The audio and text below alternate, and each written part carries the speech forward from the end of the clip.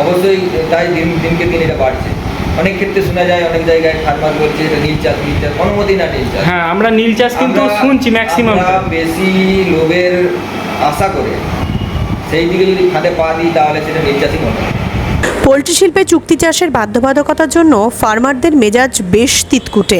এখন কোম্পানি বিভিন্ন রকম কোম্পানি তারা তাদেরটা বুঝে নিচ্ছে, আমাদেরকে হাতে বাটি ধরিয়ে দিচ্ছে। যে উৎপাদিত যে ফসল হয় সে ফসলের বা পণ্যের দাম কিন্তু যিনি তৈরি করেন তিনি নির্ধারণ করেন, কিন্তু একমাত্র ব্যতিক্রমী ঘটনা যে চাষিদের ক্ষেত্রে চাষিদের নিজস্ব কোনো দাম থাকে না, কিছু ট্রেডার মিলিত হয়ে তারা এই রেটটা ঠিক করে। গতি চলছে কোনো রকমে। আমরা তো আর মাঠে ঘাটে কাজ করতে আর পারবো নি, 16-17 বছর কাজ করছি পোলট্রি, আর লেবার খাটতেও পারছি না, অতএব ওই করে ফেলেছি। ওই টুকটাক কোনো রকমে চলছে, ঢাল উপর করে চলছে, লাভবান কিচ্ছু নাই। 200 টাকা রোজগন্ডা হয় নাকি তাও সন্দেহ আছে, কোনো লটে হয় না পয়সা। কোম্পানি আমাদের কাছে চুষে নিয়ে চলে যায়। চুক্তি অনুযায়ী পণ্যের মান, সময়সীমা বেঁধে দেওয়া ও সর্বোপরি জিসির স্বল্প মূল্যের জন্য চাষিরা একে আধুনিক নীল চাষ বলে ব্যঙ্গ করছেন। ইন্ডিয়া পোল্ট্রি নিউজের চ্যানেলে আপনাকে স্বাগতম।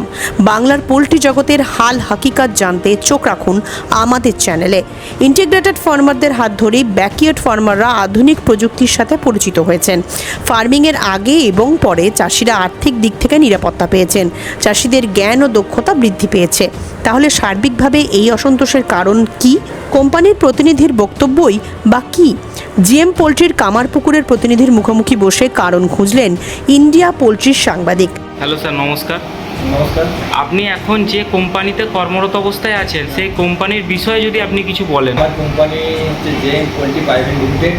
আপনাদের এখান থেকে চুক্তিভিত্তিক বিষয়ে চাষ করতে চাইছেন, সেই বিষয়ে কি আপনারা কতটা কি চাষিকে হেল্প করতে পারছেন, এই বিষয়ে যদি আপনি কিছু বলেন।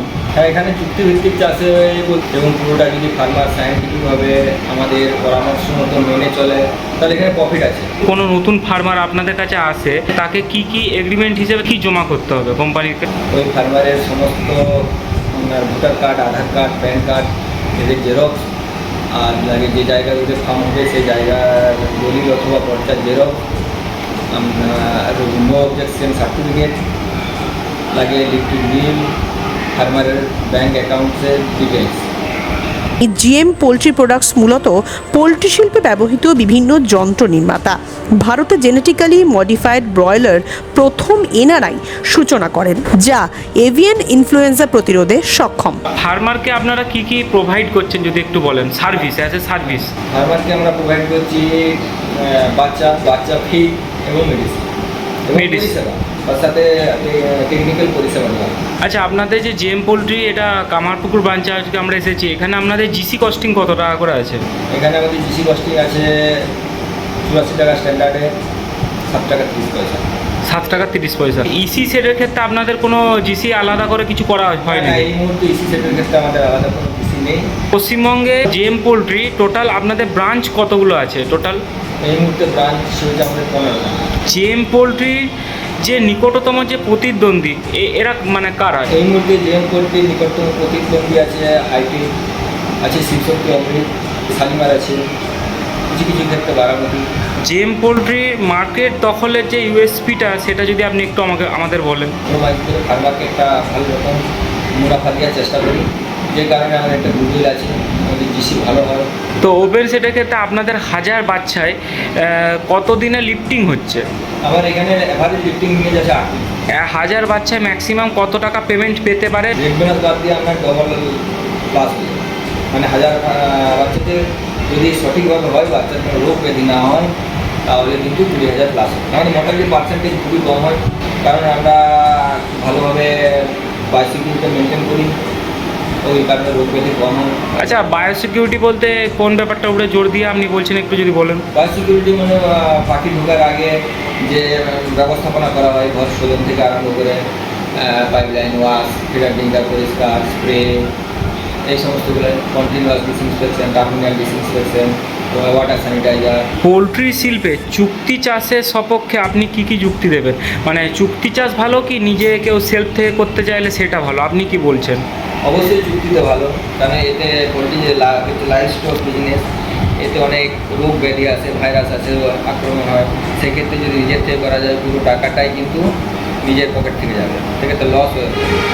আর চুক্তিভিত্তিক করলে তার অনেকাংশটাই ওটা কোম্পানির যায়, ফার্মারের হয়তো যায় শুধু পরিশ্রম দিতে, আর ইলেকট্রিক বিল সামান্য সামথিং কিছু যায়। তা কিছু কিছু ক্ষেত্রে কোম্পানি কনসিডার পেমেন্টের ব্যবস্থা করে, সেরকম পরিস্থিতি বুঝলে কিছু কিছু ফার্মারের ক্ষেত্রে।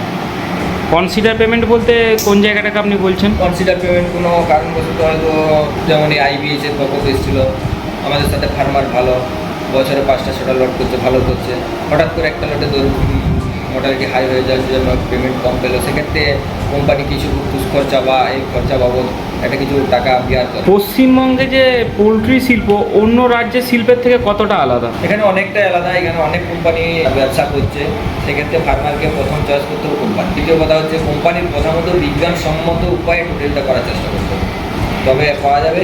যেটা বর্তমানে আগের থেকে এখন পশ্চিমবঙ্গে অনেকটাই বেড়েছে, পোলট্রি চাষও বেড়েছে, পোলট্রি কনজামশন বেড়েছে, সমস্ত কিছুই বেড়েছে। জিএম পোলট্রিতে কোনো রকম ফার্মারদেরকে এডুকেশন দেওয়ার কোনো ব্যবস্থা আছে নাকি? না, এই মুহূর্তে এডুকেশন দেওয়ার ব্যবস্থা নেই, যতটুকু করা হয় আমাদের টেকনিক্যাল সুপারভাইজাররা হাতে নাতে শিখিয়ে দিয়ে আসে ফার্মারকে, এইটুকু। সর্বশেষ এটাই জানবো যে ব্যাকইয়ার্ড পোলট্রি ফার্মিংয়ে যে চাষিরা নিযুক্ত তাদেরকে নিয়ে আপনি কি বার্তা দেবেন? ভালোভাবে করুন, কোম্পানির কথা মেনে সায়েন্টিফিকভাবে করুন, ভালো কোম্পানি চয়েস করুন। পোলট্রিতে অবশ্যই আছে, অবশ্যই, তাই দিনকে দিন এটা বাড়ছে। অনেক ক্ষেত্রে শোনা যায়, অনেক জায়গায় ফার্মার বলছে এটা নীল চাষ, অনুমতি না নীল চাষ। হ্যাঁ, আমরা নীল চাষ কিন্তু শুনছি ম্যাক্সিমাম। আমরা বেশি লোভের আশা করে সেই দিকে যদি ফাঁদে পা দিই, তাহলে সেটা নীল চাষই মনে হয়। আমার জিসি এখানে 82 টাকা স্ট্যান্ডার্ড, 7 টাকা 30 পয়সা, এর থেকে অনেক বেশি জিসি আছে। আমাকে মেন দেখতে হবে আমি 1000 পাখি পিছু কত টাকা পেমেন্ট পেলাম উইদাউট রেট বোনাস। আমার 9 টাকা জিসি হোক, 12 টাকা জিসি হোক, আর 7 টাকা 30 পয়সা, আগে চয়েসটা করতে হবে ফার্মারকে।